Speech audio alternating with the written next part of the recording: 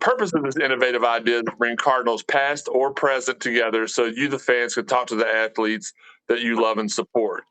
We will have 20 minutes on the clock for you all to ask as many questions as you like. We appreciate y'all. We'll get those all in here. Tonight we have two very special guests, as you can tell. First up, he comes to us from Owensboro High School via Livermore, Kentucky. That's right. Last year he played in 51 games, making 41 starts, 39 of those in right field, 2 in center. And he hit a collective 246 with 5 doubles, 3 triples, 3 home runs, and 24 RBIs. This dual sport athlete lettered 5 years in baseball and 4 years in basketball in high school. He is the one and only outfielder, number 51, Isaac Humphrey. Isaac, thanks for coming in, my man. Thanks for having me. Appreciate it.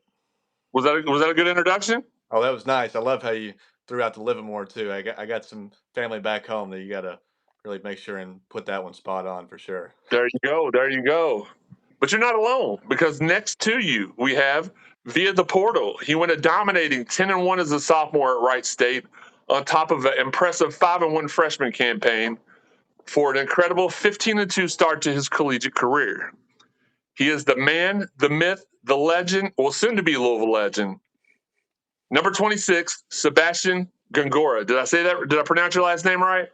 Honestly, a lot better than everybody else's first try. It was pretty damn close. Gongora. I think that's what we'll just pretend that's what look, my last name's Wallman, and I've heard everything from Whalum.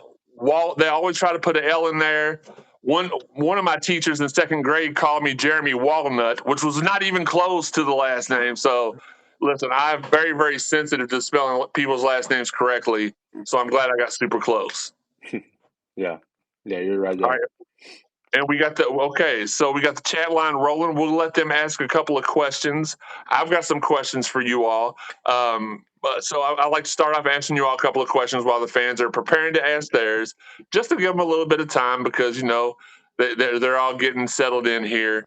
So I'll go to you first, Isaac, because a lot of people are like, well, no, I'm only a Louisville football or a Louisville basketball fan, but I'm a guy that I've watched volleyball at Louisville for about 18 years. I've been a Louisville baseball fan ever since Dan McDonnell got here and revitalized the program. Actually, this is going to make me feel real old, which I am not. I'm seasoned. I'm not old. But when I went to college at U of L, when I played football here, our baseball field, if you know where the Cougar Center is, where the men's basketball team practiced, there was a field there.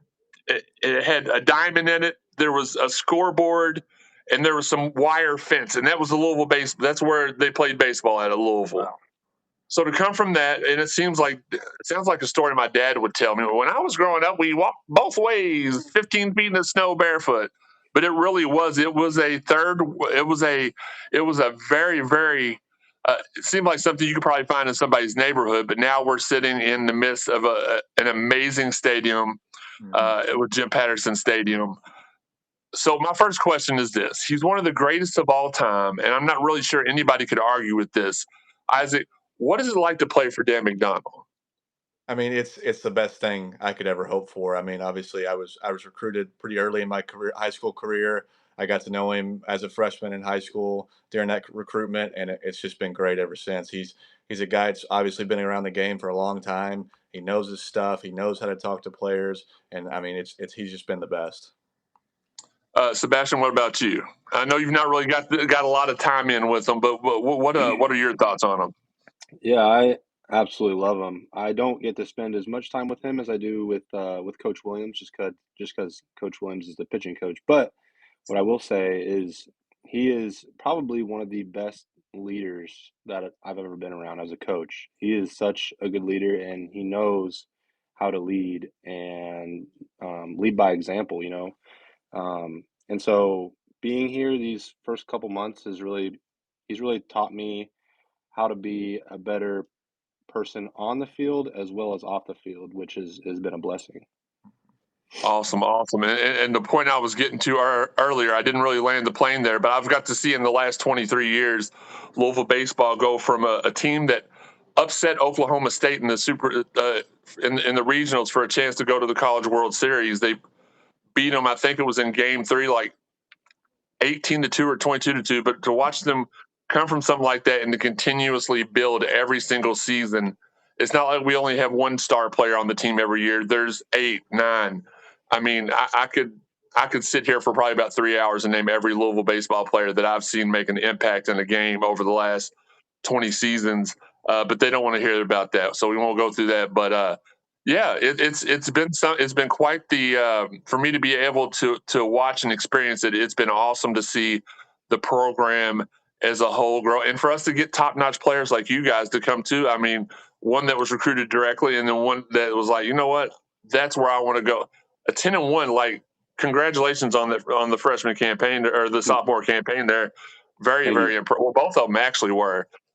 So I want to commend you for that. Let's see if we got a couple of questions from the audience. We've got Mark wants to know who your favorite former. Let's make it easy. Favorite former Louisville football player that's not on the chat here. Go ahead, Isaac. You go ahead. Okay. I mean, I didn't watch a ton of Louisville football before I got here, but I'm probably going to go with Lamar. I think is probably the easiest answer I'm going to give. I mean, he's just an exciting player to watch. Even now, I love watching him. So that's probably the guy I'll go with. Sebastian? I was not a Louisville fan until I got here, and growing up in Arizona, I rooted for ASU. But then I live in Dayton, Ohio now, so I'm a big Ohio State fan. Don't tell anybody on our team that, but yeah, we won't tell anybody else. I mean, the thousands of people watching here, they won't say nothing to anybody. Didn't really pay a whole lot of attention to Louisville football, but I would probably say Lamar too, just because even when I was, in Arizona and an ASU fan, like, he had so much influence on the football world, and he still does. So, I mean, that's like Isaac said, that's an easy answer. I'll follow this up with this one from the fans, from Lewis. Lewis wants to know, and I'll combine these into one. Lewis wants to know, what is your all's favorite pro team player? It doesn't specify a sport. And then your favorite NFL team. So I'm a big Cardinals fan, St. Louis Cardinals. That's probably the closest team to me. And they were really successful with me growing up, so I love watching them. I'm missing Yachty right now. It was a rough year for us. So I'm missing him. He was probably my favorite player growing up. Just at that age, he was just so fun to watch.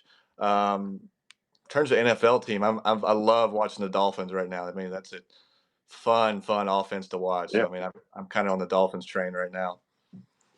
Yeah, they're very, very excited. I mean, I'm a Steelers fan myself, but Miami has been very, very. They have been a team over the last 10 years anyway that you saw go from like a 2-14 team to right on the cusp of breaking through. And this year they look like they just may do it. Sebastian, what about you, my man? Favorite pro team player as a pitcher, he's been one of my favorite pitchers to watch growing up because he's a lefty and he's one of the best to ever do it. Clayton Kershaw. So he's probably my favorite pro team player, just because, like, I would try to be like him when I was little and try to pitch like him, and every lefty wants his curveball. I still want his curveball. So he's probably my favorite player growing up. And then NFL team, I'm a big Browns fan.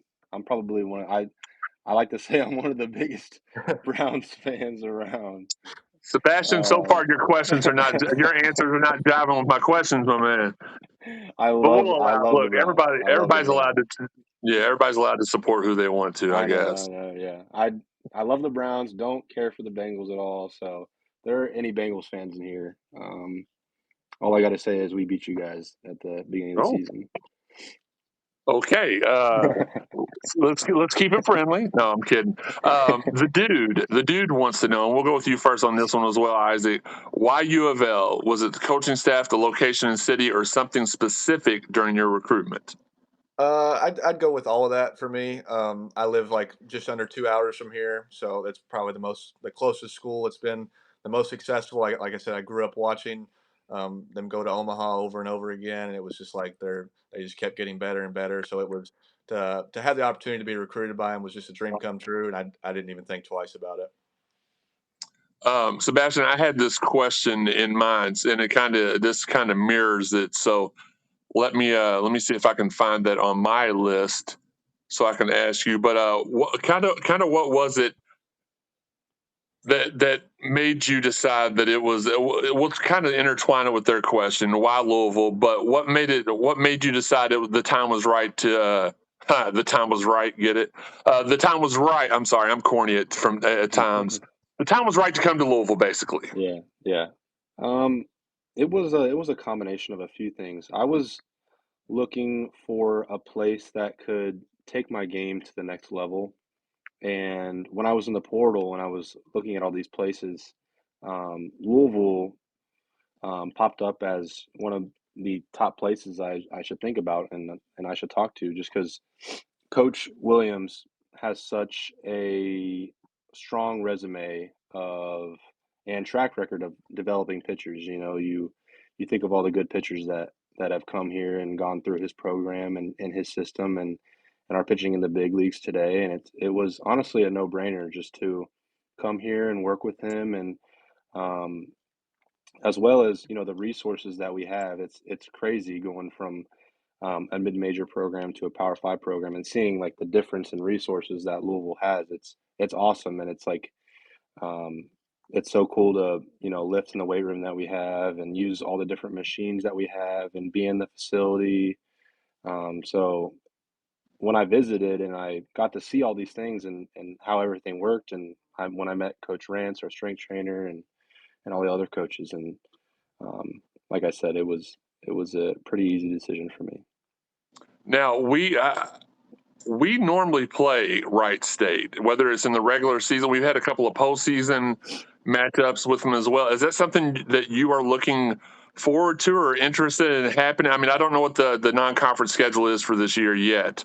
I don't know if you all know that. I don't know if it's even been put out or not. But is that something you're looking forward to if that were to occur? Oh, I would eat that up if that happened. I would love that. All right, cool. All right, next question. And this is I'm gonna toss this one to you as well, Sebastian. As a pitcher, how do you prepare mentally before a game, and how do you maintain focus during high pressure situations? This is a Twitter question. So preparing for games, I am kind of how I am on the mound. I'm kind of even keel, and I don't really show a whole lot of emotion before games. I'm just trying to chill out, listen to music, kind of keep my heart rate down because I'm a guy that gets butterflies before a start. So, like sitting in the locker room hours before the game, you know, I get butterflies and I get anxious as any other human does. But I just try to stay calm and kind of stick to my routine. I got a whole routine that I go through before starts and stuff. So just trying to stick to the routine. And then in high leverage situations too, I think what's really helped me throughout my collegiate career is just breathing. I think that breathing helps significantly, and I think that if you don't let the situation get too big in your head, especially when you're in the middle of one, if you can just kind of take it as what it is and just think of baseball as a game, and you're just playing a game, and you just again focus on your breathing, then the situation doesn't seem too big, and it feels a lot easier to get out of. So you're telling the fans who may be new to watching you play, you're more Nick Birdie and less Luke Smith. Yeah, correct. Okay, just Yeah. make it look. Luke, shout out to our guy Luke. He's been on our podcast multiple times. Love that guy. Plays with a lot of passion. We love that. But you know, as a former D1 athlete myself, I know that different players handle situations differently. Speaking of situations, Isaac, you've had some very impressive at bats over the years here for Louisville. What goes through your mind when you're up to bat in a critical situation? It's all about just kind of maintaining your composure. Like Seabass said something about just keeping that heart rate down and just really just trusting your training. I know our coaches use that phrase a lot. It's you've practiced for thousands of hours. I've hit thousands of pitches, and so it's just like they're doing the same thing. They got to throw a ball in a tiny little strike zone, and they got to come to me. So I mean, it's just about just relaxing and trusting yourself, I think. All right, Isaac. Team, this is coming from Jay Rocks on the chat line here. Team, you're most looking forward to playing this season. Oh, Well, I don't know the full non-conference schedule, but I know in the ACC, I've gotten an opportunity to play Wake Forest last 2 years, and they're always just a great program. They throw out some arms that are just. I mean, I'm sure anybody that watched college baseball last year saw all the arms they had last year with Rhett Lauder and a couple other guys. So I know their staff is looking like one of the best ones in the country this year. So I think that'll be a really fun series, and we'll really see some stuff right there. Sebastian? Any Ohio team that's on our schedule, I think will be fun. Just because playing at Wright State, we got to play a lot of those Ohio teams, so seeing those guys again will be fun. But then also seeing all the ACC opponents too. You know, like Isaac said, highlighted by Wake Forest and some of the other teams that have really good resumes, like NC State and other. I don't know if we play NC State this year, but other teams like that who have good resumes and have made it to Omaha before too. So All right, the dude will answer your. I have one last question, and then we'll wrap up here, and then I will allow you all to ask a couple more questions before the 20-minute time limit does run out. I did this last week on the show, and I need to get you. I need you all with JT, and who was with JT last week? Carson. Carson. Yes, I don't know Carson just gets on my nerves. I'm just kidding. I need your best Dan McDonnell impersonation. Sebastian, you go first. Oh my gosh.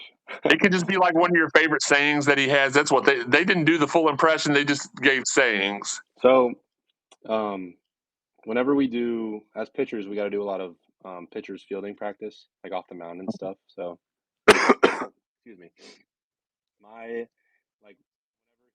Whenever someone messes up a PFP, he loves to say, "Oh, come on!